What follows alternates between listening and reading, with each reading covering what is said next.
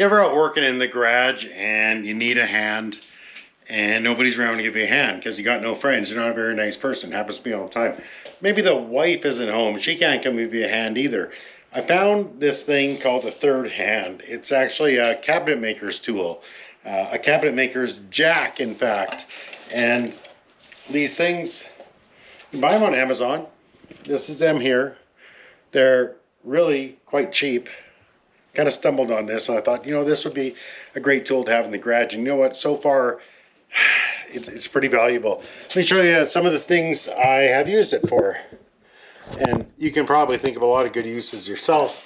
So if you're going to adjust a door because maybe it sags and you want to bring it up, you just stick this jack under here and you know, you can adjust it up, adjust it down. This piece here, you can put it at an angle.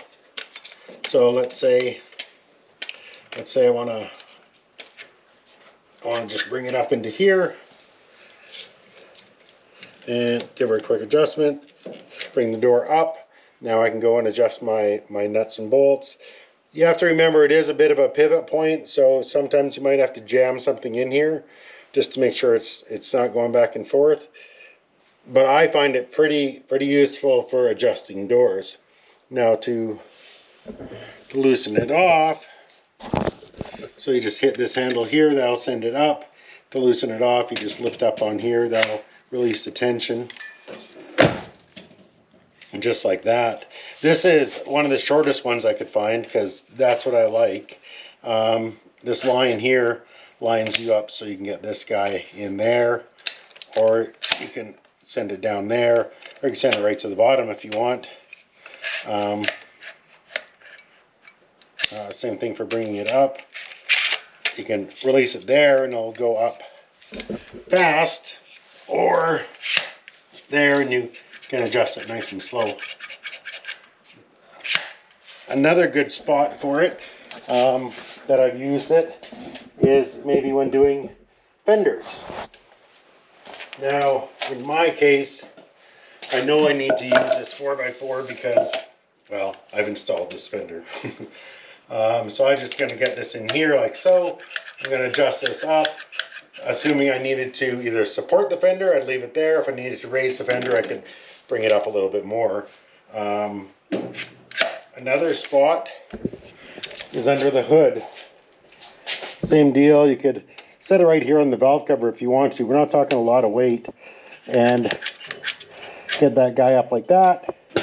Now the only catch with this is, remember, that's a pivot point. When I remove this, that hood's going to want to drop back. So I would typically wedge something in here so the hood doesn't come back. But it'll support it. Another good one is gas tanks. You ever change out a gas tank alone and you're under there and you got your knee up and you're holding it with your knee and you're trying to get, man, you throw one of these, or you know what, two of them.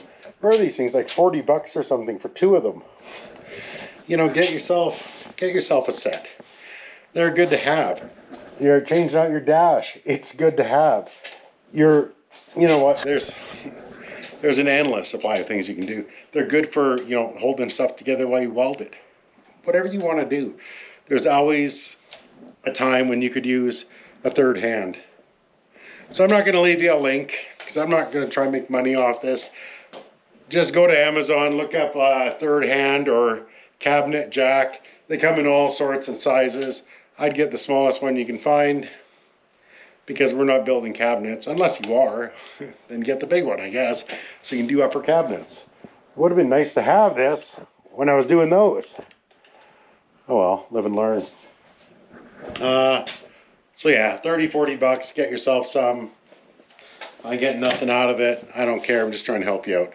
If you stuck around this long, do me a favor, think about subscribing. I got more of this stuff. I got some good ideas floating around up here. I'll catch you on the next one, guys.